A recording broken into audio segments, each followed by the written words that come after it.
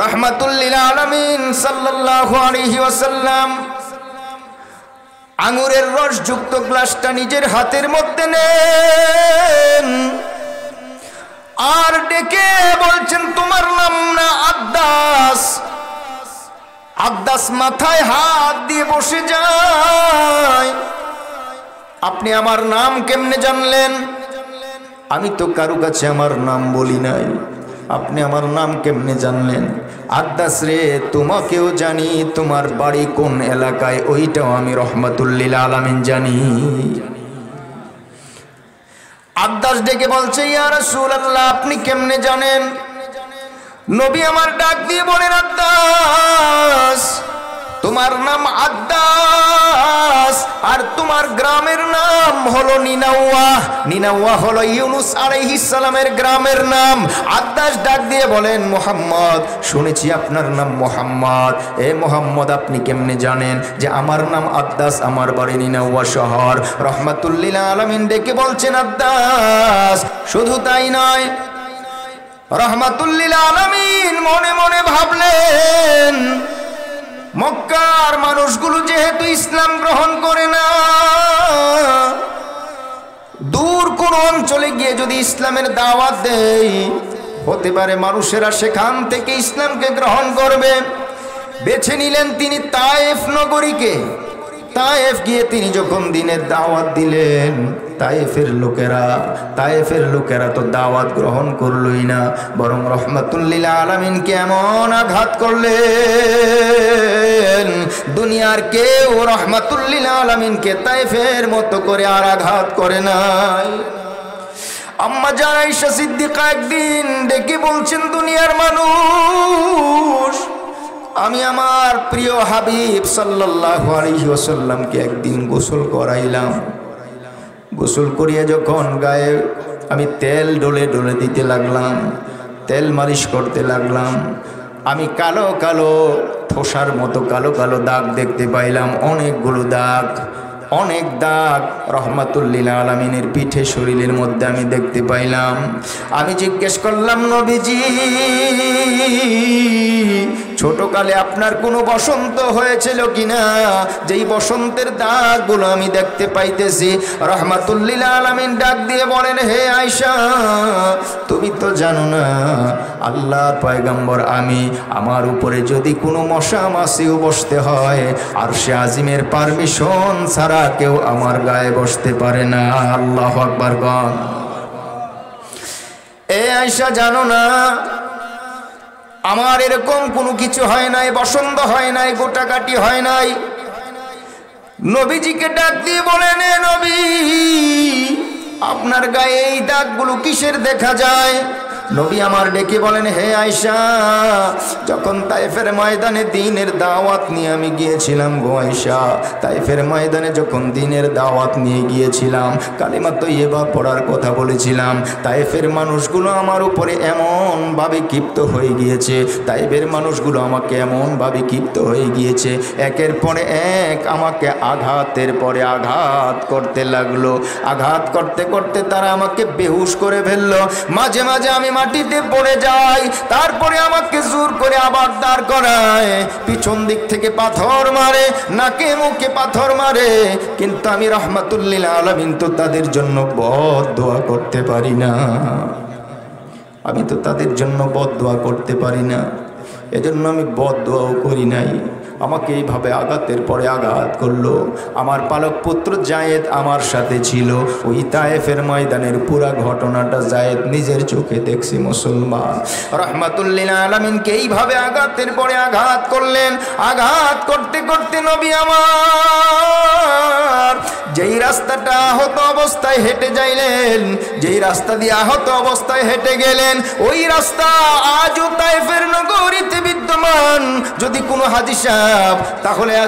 হাজী সাহেব তায়েফের ময়দানে যান, ওইখানের ওই রাস্তাটা দেখার পরে আর ঠিক থাকতে পারে না, কেঁদে হাউমাউ করে পড়ে যায়, কাঁদতে কাঁদতে চোখের পানিগুলো ছেড়ে ছেড়ে দিয়ে কান্দে। আহারে মক্কার লোকেরা, মক্কার লোকেরা, তায়েফের লোকেরা আমার নবীর নুরানি চেহারার মধ্যে কেমনে পাথর মারছে, তাদের কি কোনো মায়া হয় নাই? তাদের কি কোনো ভালোবাসা জাগে নাই? আমার নবীকে আমরা দেখি নাই? 1400-1500 বছর আগে দুনিয়া থেকে নবী আমার বিদায় নিয়েছেন, সেই নবীর জন্য আমাদের মায়া, আমাদের দরদ আছে না নাই? এ মুসলমান, রহমাতুল লিল আলামিনের জন্য কেউ কেউ কলিজা ছেড়ে দিয়েছেন, আবার কেউ কেউ নবীর উপরে আঘাত করেছে। আঘাত নবী আমার আঘাত খাইতে খাইতে খাইতে খাইতে যখন একটু পূর্ব দিকে রওনা হলেন, সরু পথ, সরু রাস্তা দিয়া, তায়েফের ডানে এবং বামে ছোট ছোট বাচ্চাদেরকে নেতা পেতারা লিলিয়ে দিয়েছে, যাও ওই যে পাগল যায়, ওই যে পাগল যায়, পাগলটারে বেশি বেশি করে পাথর মারো, পাথরের আঘাত করো। ছোট ছোট বাচ্চারা বুঝতে পারে না যারা, তারা ইচ্ছে মতো ঢিল ছুটতে লাগলো, কারণ তারা তো নবীর চিনতে পারে নাই। এইভাবে করে কাফের মুশরিকের দল তারাও পাথর মারতে লাগলো, পাগল যারা আছে তারাও পাথর মারতে লাগলো। নবীজির গা মোবারক রক্ত ফিনকি দিয়া বের হতে লাগলো, জুতা মোবারকের সাথে তার পাঠা লেগে যায়। রহমাতুল লিল আলামিন এইভাবে করে কষ্টের পরে কষ্ট করে যায়।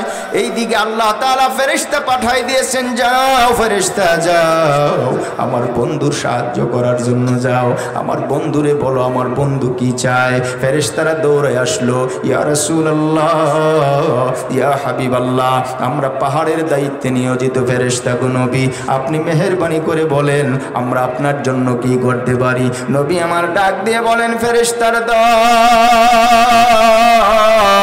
তোমরা কিছু করতে হবে না, ফেরেশতার দল সব আমার আল্লাহ নিজের চোখে দেখতেছে, ঠিক না বেঠিক? নবী আমার ডাক দিয়ে বলেন, ফেরেশতার দল, তোমাদের কাছে আমি কোনো সাহায্য চাই না, আমি আমার আল্লাহর কাছে সব দেখাইতে চাই। রহমাতুল লিল আলামিনের কাছে ফেরেশতারা বলছে, ইয়া রাসূলুল্লাহ, আপনি বলেন তায়েফের মানুষগুলোকে পাহাড় চাপা দিয়ে তাদেরকে নিঃশেষ করে দেই, মেরে ফেলি। নবী আমার ডাক দিয়ে বলেন, ও ফেরেশতার দল, তোমরা যদি এই কাজ করে দাও, মানুষগুলো জায়গায় ধ্বংস হয়ে যাবে, শেষ হয়ে যাবে। আজকে যারা কালেমা পড়ে না, তাদের সন্তানগুলো ভবিষ্যতে কালমা পড়তে পারে রে। এই কারণে আমি মারতে চাই না, ধ্বংস করতে চাই না। আল্লাহ বার্তা নাজিল করলেন, ফেরেশতা জিবরাইল বললেন, এ রহমাতুল লিল আলামিন, আপনি যদি বলেন গো, আল্লাহ তাআলা পাহাড় চাপা দিয়ে তাদেরকে মেরে ফেলবে।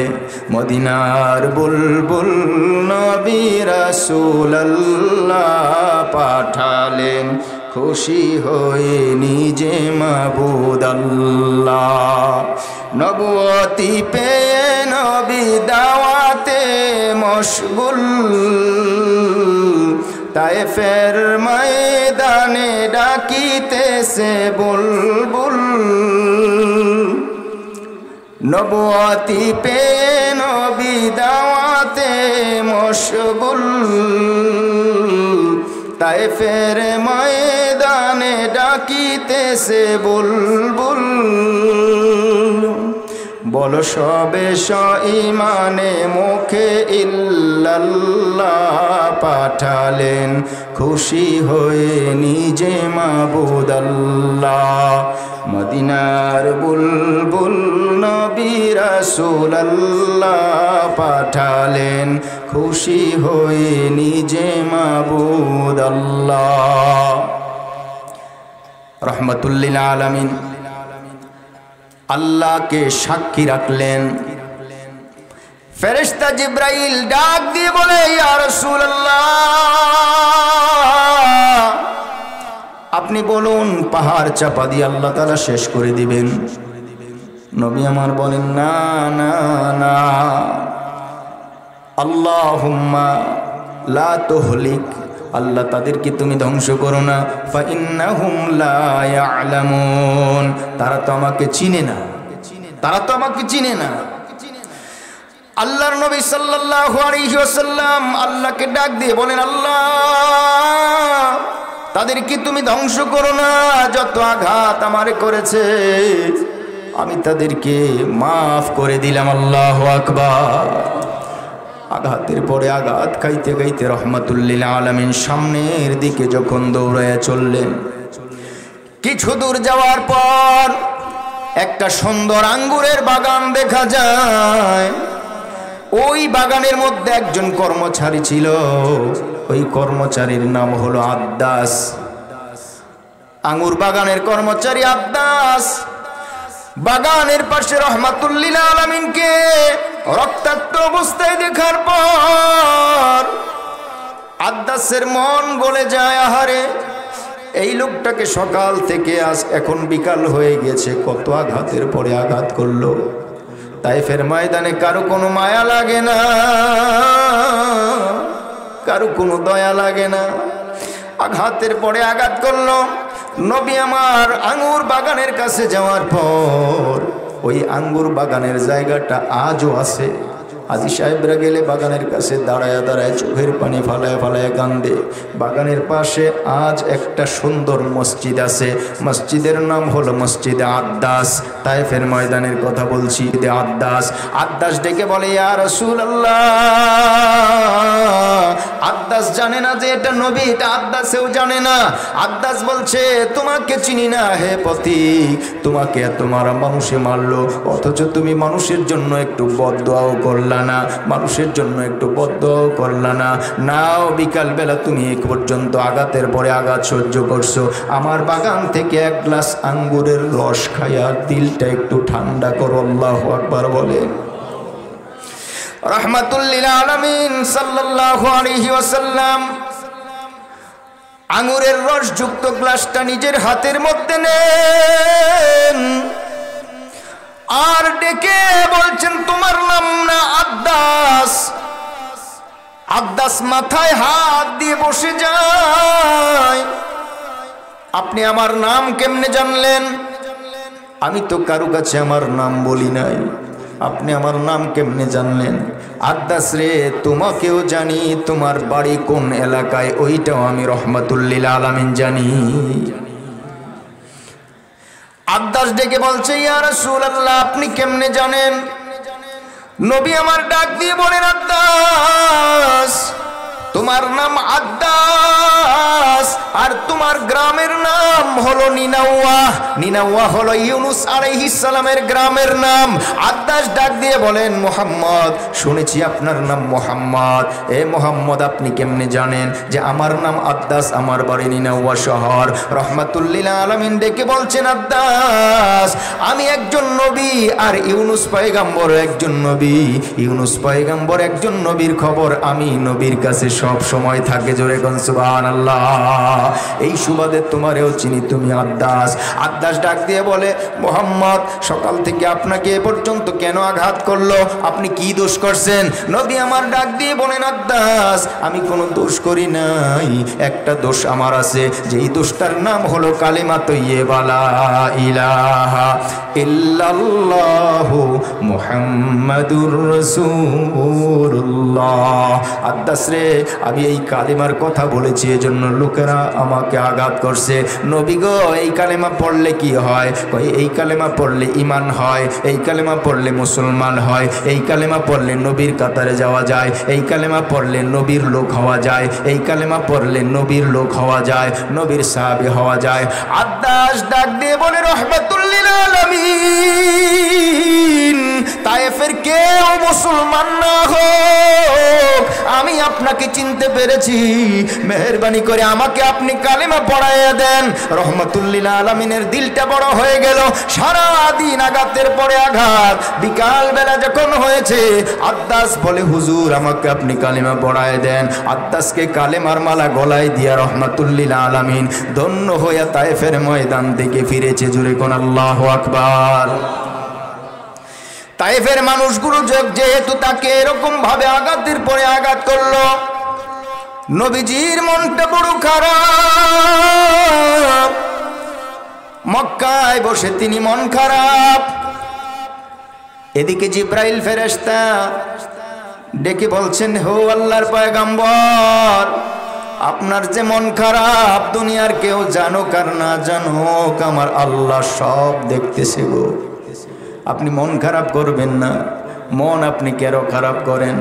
নবী আমার বলেন, দেখো এতগুলো ঝড় ঝাপটা আমার উপর দিয়ে যায়, তারপরেও লোকেরা আমাকে আবতার বলে গালি দেয়। লোকেরা আমাকে আবতার বলে গালি দেয়। আবতার মানে নির্বংশ, যার কোনো বংশ নাই।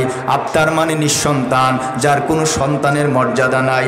আবতার মানে হলো লেজ কাটা, যার বাইরে কোনো লেজ নাই। একটা প্রাণীর যদি লেজ কেটে যায়, বাইরে আর কোনো অংশ তার থাকে না। আবতার তাকে খিতাবি এজন্য বলা হতো।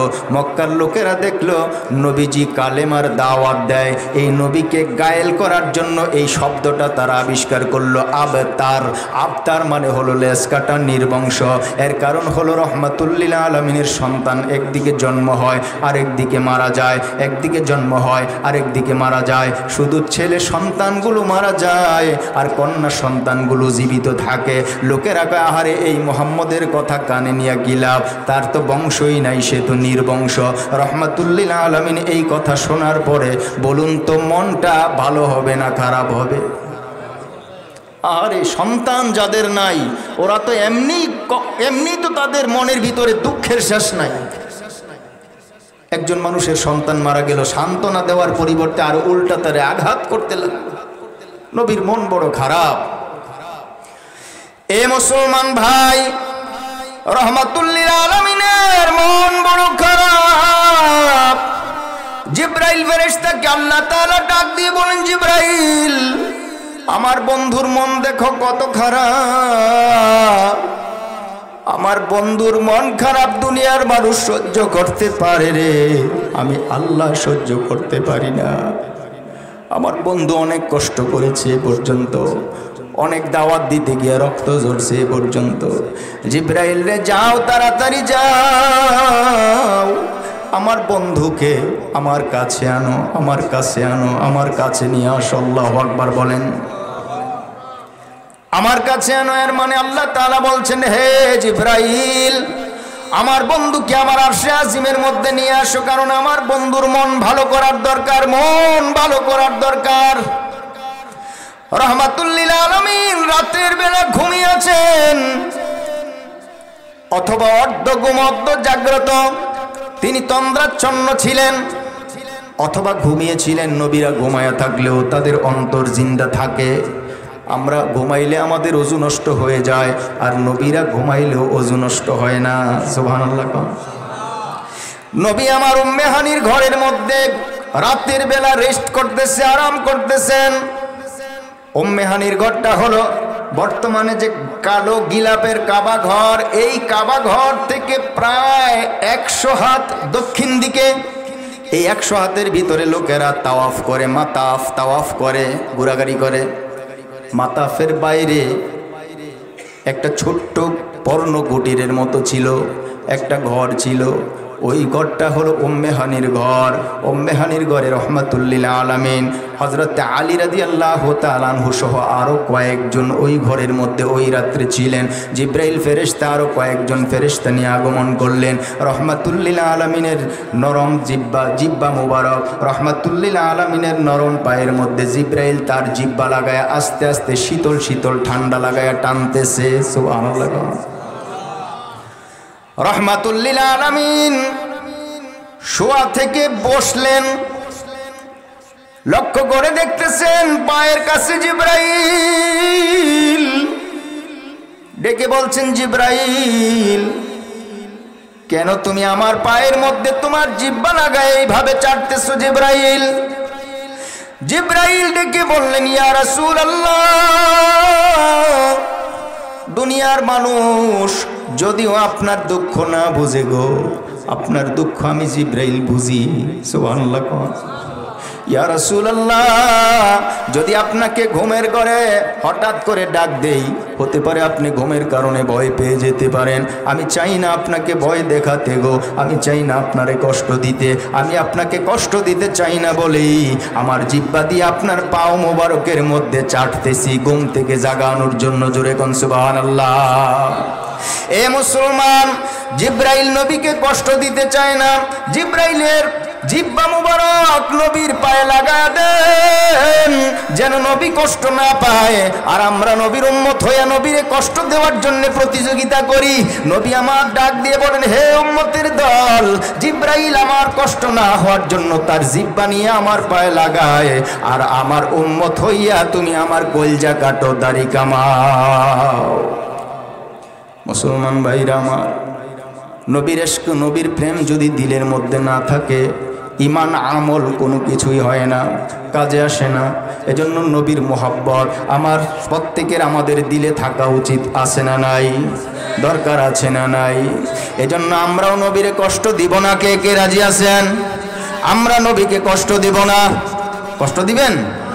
আমরা হাতুড়ের হয় না, আমরা নবীকে কষ্ট দিব না, বলে না আমিন। আরো জোরে কোন আমিন। এ মুসলমান, দাড়ি কাটটার নবীরে কষ্ট দেব না, ঠিক না বেঠিক? আমরা কোনোদিন নবীকে কষ্ট দিতে রাজি না, ঠিক কিনা? যুবক ভাই, দাড়ি কাটো, নবী বড় কষ্ট পায়। আসতে এই মাহফিল থেকে আমরা সবক নিয়ে যাই, আর কোনোদিন দাড়ি কাটটা নবীরে কষ্ট দিব না। রাজি আছো না নাই? আল্লাহ আমাদের ওয়াদা তুমি কবুল করো, পূরণ করো, বলেন আমিন।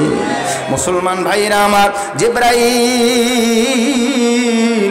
জিব্বা লাগিয়ে লাগিয়ে রহমাতুল্লিল আলামিনের পায়ের মধ্যে টানতেছে। নবী আমার উঠে বসলেন আর বললেন, জিব্রাইল তুমি এইভাবে কেন আমাকে কেন ডাক দেও নাই? হুজুর, আপনাকে ডাক দিয়া কষ্ট দিতে চাই না, এজন্য আপনাকে এইভাবে আমি কাজটা করলাম। নবী আমার ডাক দিয়ে বলেন, জিব্রাইল তাহলে এখন এই অবস্থায় এই মুহূর্তে তোমরা কেন আসলা? জিব্রাইল বলে, ইয়া রাসূলুল্লাহ, আপনি যে কষ্ট করেন দুনিয়ার কেউ না জানলেও আল্লাহ জানেন, আল্লাহ দেখেন। আপনাকে সান্ত্বনা দেওয়ার জন্য, আপনার মনটাকে প্রফুল্ল করার জন্য, আপনার মনটাকে ভালো করার জন্য আল্লাহ তাআলা আমাকে পাঠাইছে। আপনাকে ভ্রমণে নিয়ে যাব, আপনাকে ট্যুরে নিয়ে যাব, যেন আপনি বাইরে ঘুরলে একটু মনটা ভালো হয়ে যায়। হুজুর চলুন আমার সাথে, আপনাকে নিয়ে যাব এমন জায়গায়, যেই জায়গায় যেতে যেতে কোটি কোটি নিদর্শন আপনি নিজের চোখে দেখবেন। এ মুসলমান, মুসলমান ভাই, আল্লাহ তাআলার পয়গম্বর ডাক দিয়ে বলেন, জিব্রাইল আমাকে কি করতে হবে রে জিব্রাইল? জিব্রাইল ডেকে বলছি, ইয়া রাসূলুল্লাহ আপনাকে কিছুই করতে হবে না, যা করার দরকার আমি আপনাকে সব বলবো। ঘুম থেকে জাগ্রত করে উত্তর পাশে নিয়ে আসলেন, কাবা ঘরের উত্তর পাশে। কাবা ঘরের উত্তর পাশে বাঁকা এরকম ধনুকের মতো 4 ফিট উঁচু একটা দেওয়াল আছে। এই দেওয়ালটা আজও মোবাইলের মধ্যে, টেলিভিশনের মধ্যে সরাসরি দেখা যায়, আছে না নাই? এরকম বাঁকা একটা জায়গা, নাম তার হাতিমে কাবা। নাম কি? হাতিমে কাবা। এটাকে কাবার হাতিম বলা হয়। রহমাতুল্লিল আলামিনকে ওখান থেকে হাতিমে কাবা এনে শোয়ানো হলো। হাতিমে কাবা এনে শোয়ানোর পর রহমাতুল্লিল আলামিন বলেন, কিছুক্ষণের মধ্যে আমাকে জমজম কুয়ার পাড়ে নেওয়া হলো। জমজম কুয়াটা হলো কাবাঘর থেকে 56 হাত দক্ষিণ এবং পূর্ব কর্নারে। জমজম কুয়ার পাড়ে আমাকে নিয়ে শোয়ানো হলো। জমজম কুয়ার পাড়ে নিয়ে শোয়াইয়া আমাকে আবার সিনা চাক করা হলো, শককে সদর করা হলো, ওপেন হার্ট সার্জারি করা হলো। এরপরে আমাকে জিব্রাইল ডাক দিয়ে বলছে, ইয়া রাসূলুল্লাহ আপনি এই দুনিয়াতে ট্যুর করবেন না, আল্লাহ তাআলা আপনাকে ট্যুরের জন্য জায়গা নির্ধারণ করছেন। কই কোন জায়গা? এটা দুনিয়ার কোনো জায়গা না গো ইয়া রাসূলুল্লাহ, এটা হলো দুনিয়ার বাইরে, এটা হলো দুনিয়ার বাইরে। এমনকি আপনাকে আরশে আজিম পর্যন্ত আল্লাহ তাআলা আপনাকে নিয়ে যাবেন। আল্লাহর কাছে নবী আমার ডাক দিয়ে বলেন, আল্লাহ এত দূর আমি কেমনে যাব গো? আল্লাহ ডাক দিয়ে বলেন, মুহাম্মদ তুমি চিন্তা করো না রে মুহাম্মদ, দুনিয়ার কোনো নবীকে আমি এত উপরে আনি নাই, আজকে আমি তোমাকে অনেক উপরে নিয়ে যাব। এর কারণ হলো জানো না, তোমার কষ্ট ভুলাবার জন্য, তোমার দুঃখ লাঘব করার জন্যে আমি আল্লাহ তাআলা এত পাগল হয়ে রইলাম। যেই জান্নাতের কথা বলার কারণে তুমি আঘাত খাইলা, যেই জাহান্নামের কথা বলার কারণে আজকে তুমি তায়েফের ময়দানে মাইর খাইলা, যেই কালেমার দাওয়াত দেওয়ার কারণে তুমি আজকে এত আঘাতপ্রাপ্ত হইলা, কষ্ট পাইলা। নবী গো, তুমি কোনোদিন জান্নাত দেখছনি? রহমাতুল্লিল আলামিন কয়, আল্লাহ আমি তো কোনোদিন জান্নাত দেখি নাই। জাহান্নাম দেখছনি? কয় দেখি নাই।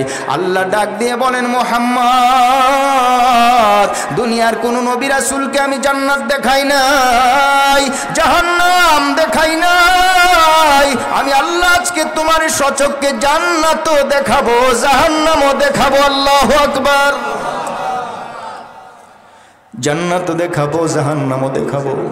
আমি কোন নবী রাসূলকে জান্নাত জাহান্নাম দেখাই নাই। ওরা না দেখে মানুষের কাছে দাওয়াত দিত। তুমিও তো এতদিন না দেখেই দাওয়াত দিয়েছো। আজকে তোমাকে আমি জান্নাতও দেখাবো, জাহান্নামও দেখাবো। রহমাতুল্লিল আলামিনের জন্য বোরাক আনা হলো। বোরাক, জিব্রাইল ফেরেশতা বলছেন, ইয়া রাসূলুল্লাহ আপনি বোরাকের মধ্যে উঠেন। নবী আমার বোরাকের মধ্যে চড়লেন। রহমাতুল্লিল আলামিন ডাক দিয়ে বলেন, জিব্রাইল এই বোরাকে চড়ে আমি কোথায় যাব?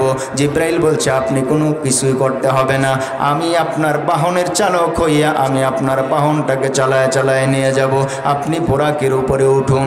রহমাতুল্লিল আলামিন বোরাকের উপরে উঠলেন। যেই বোরাকের উপরে দিনের নবী চড়লেন, এই বোরাকের আল্লাহ তাআলা এত গতি তারে দিয়েছেন, এক লাফে চোখের দৃষ্টিতে যতদূর দেখা যায় এই পর্যন্ত এক লাফে বোরাক যাইতে পারে। নবী আমার বোরাকের উপরে উঠলেন। অনেক লম্বা ঘটনাটা আসলে বলা আমার উদ্দেশ্য না। উদ্দেশ্য হলো আমার সামনে মূল পয়েন্ট। রহমাতুল্লিল আলামিন যখন বোরাকের মধ্যে চড়লেন, বোরাকের মধ্যে চড়ার পর রাস্তায় অনেক অলৌকিক ঘটনা। এক পর্যায়ে বোরাক এক লাফ দিয়া একটা সবুজ বাগানের মাঝখানে গিয়ে অবতরণ করলো। সামনেও যায় না, পেছনেও যায় না, বোরাকের চারটি পা চারিদিকে দিয়ে এইভাবে দাঁড়ায় গেছে। নবী আমার ডাক দিয়ে বলেন, জিব্রাইল এখানে বোরাক কেন থামলো? জিব্রাইল বলছে, ইয়া রাসূলুল্লাহ এই যে দেখুন সবুজ বাগানের পাশে পানি আছে গো, এই পানি দিয়ে আপনি ওযু করুন, 2 রাকাত নামাজ পড়ুন। এখানে এই বোরাকটা থামার কারণ হলো বোরাক অনেক লম্বা ঘটনা। আল্লাহ তাআলার পয়গম্বরকে নিয়ে যাওয়া হলো ওই 2000 মাইল উত্তর দিকে। সুলাইমান নবী যেই মসজিদ তৈরি করেছিলেন জিনজাতির মাধ্যমে, মসজিদুল আকসার পাড়ে গিয়া রহমাতুল্লিল আলামিনকে বোরাক নামায় দেয়। জিব্রাইল বলছে, ইয়া রাসূলুল্লাহ আপনি এখানে নামুন গো, এটা হলো এমন একটা জায়গা, এখানে আপনার জন্য ইস্তেকবাল করার জন্য, আপনাকে সাদর সম্ভাষণ করার জন্য আল্লাহ তাআলা 1 লাখ মতান্তরে 2,24,000 সব পয়গম্বর গুলোকে এখানে আইনা রাখছে।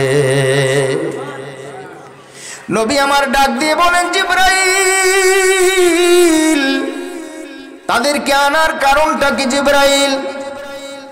জিব্রাইল ডাক দিয়ে বলে, ইয়া রাসূলুল্লাহ আপনার একটা উপাধি হলো আপনি ইমামুল মুরসালিন, সাইয়্যিদুল মুরসালিন। আপনাকে আল্লাহ সাইয়্যিদুল মুরসালিন বানাইছেন, ইমামুল মুরসালিন, রসুলদের আপনি ইমাম, ইমামুল মুত্তাকিন, মুত্তাকিনদের ইমাম, ইমামুন নবিয়্যিন আপনি নবীদের ইমাম, আপনি যে সব নবীদেরও ইমাম।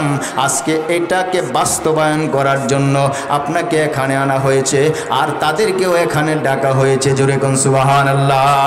জিব্রাইল ডাক দিয়ে বলছে, ইয়া রাসূলুল্লাহ আপনি যদি ইমামতি না করেন তো ইমাম কেমনে হবেন? ইমাম তো ইমামতি করলে হয়, নবীদেরকে পিছনে রেখে আজকে আপনি ইমাম হবেন, ইমামতি করবেন, তাহলে আপনি ইমামুল মুরসালিনের বাস্তবায়ন হয়ে যাবে গো। ইয়া রাসূলুল্লাহ আজকে 2 রাকাত নামাজ আপনার অধীনে, আপনার পিছনে এই সব নবীরা আদায় করবে। জোরে কোন আল্লাহু আকবার। সময় মতো নামাজের কাতার দাঁড়িয়ে যায়। নবী আমার সাল্লাল্লাহু আলাইহি ওয়াসাল্লাম জিব্রাইল আযান দেয়, একামত দেয়।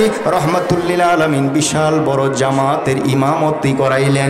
নবীজি ইমাম হয়ে নামাজ পড়াই দিলেন। বিশাল লম্বা খুতবা হলো। খুতবার পরে রহমাতুল লিল আলামিনকে উপরের দিকে নেওয়ার জন্য পোরাক রেডি হয়ে যায়। কারণ উপরের দিকে কত দূর, প্রথম আসমান, দ্বিতীয় আসমান, তৃতীয় আসমান, এভাবে 7 স্কাই, 7 আসমান পাড়ি দিয়ে আল্লাহর বাড়িতে আমার আল্লাহর পয়গাম্বর গিয়ে উপস্থিত হইবেন। এজন্য রহমাতুল লিল আলামিন পোরাকের উপরে সাওয়ার হইলেন। পাশে জিবরাইল প্রথম আসমানের কাছে চলে যায়।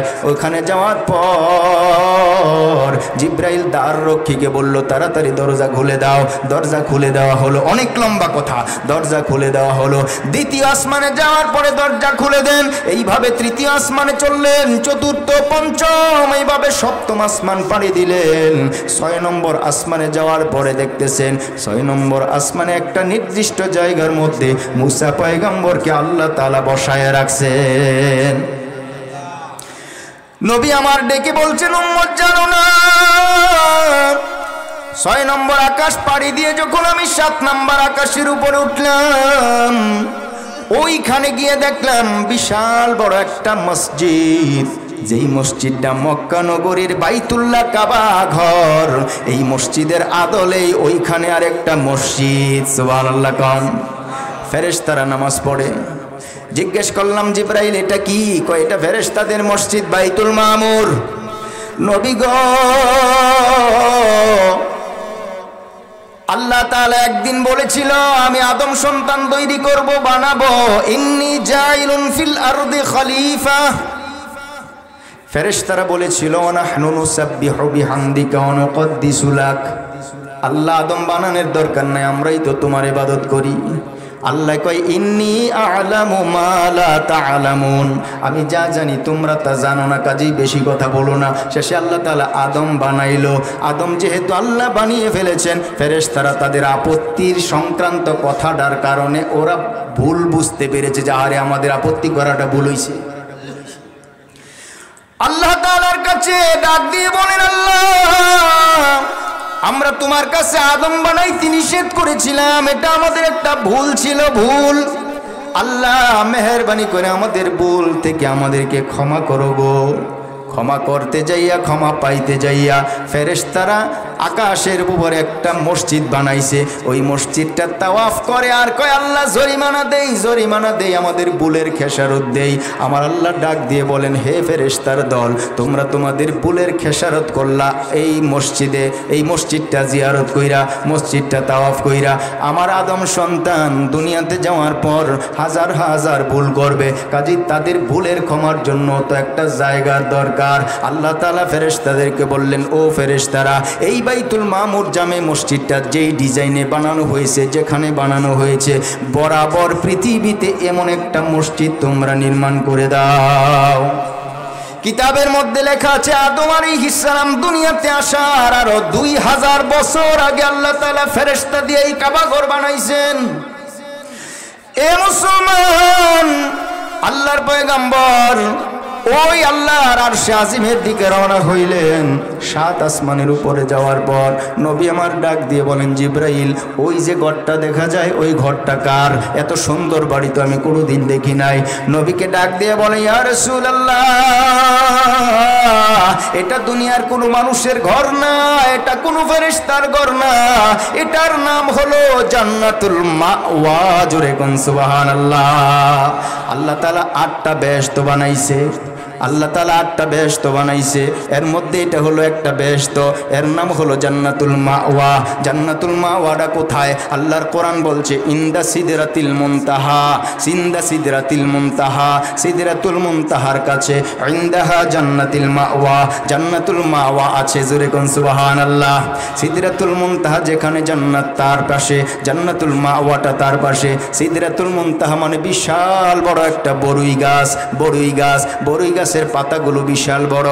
নবী আমার ডাক দিয়ে বলেন, একটা পাতার নিচে কিয়ামত পর্যন্ত যত মানুষ পৃথিবীতে জন্মগ্রহণ করবে সবাই জায়গা হবে, সবাই সংকুলন হবে। জোরে কোন সুবহানাল্লাহ। এত বড় গাছের পাতা, বড়ই গাছ, এই জায়গার নাম সিদরাতুল মুনতাহা। ভাইরা আমার, বন্ধুরা আমার, ওই বাইতুল মামুর জামে মসজিদের একটা পায়ার মধ্যে টেক লাগায় বসে আছে আমাদের জাতির পিতা ইব্রাহিম। ইব্রাহিম আলাইহিস সালাম এখানে বসে আছেন, আরশে আজিম পর্যন্ত রহমাতুল লিল আলামিনকে নেওয়া হলো। বিশাল ইতিহাস, বিশাল কথা। নবী আমার ডাক দিয়ে বলেন, জানো না আরশে পাকের কাছে আমি যখন গেলাম, আমার আল্লাহ বলেন সুম্মা দানা ফাতাদাল্লা, সুম্মা দানা ফাতাদাল্লা, আরো কাছে আসো, আরো কাছে আসো, আরো কাছে আসো। সুবহানাল্লাহ বলেন। নবী কয় আমি আল্লাহর আরশের পায়ার কাছে গেলাম, ভয়ও লাগতেছে। আল্লাহ ডাক দিছে আরো উপরে ওঠো, আরো উপরে, আরো উপরে। এইভাবে করে আল্লাহ বলতেছেন ভয় পেও না মুহাম্মদ, ফাকানা কাবা কাউসাইনি আও আদনা, তোমার কোনো ভয়ের ব্যাপার নাই, কারণ তোমাকে আমি কাছাকাছি আনার জন্য এনেছি। আল্লাহর পয়গম্বর বলেন আমাকে যেই পরিমাণ কাছে নেওয়া হলো, একটা ধনুক বাঁকা করতে করতে যে পরিমাণ দুইটা মাথা কাছাকাছি হয়ে যায়, আমাকে আমার আল্লাহ এই পরিমাণ কাছাকাছি নিয়ে গেছেন।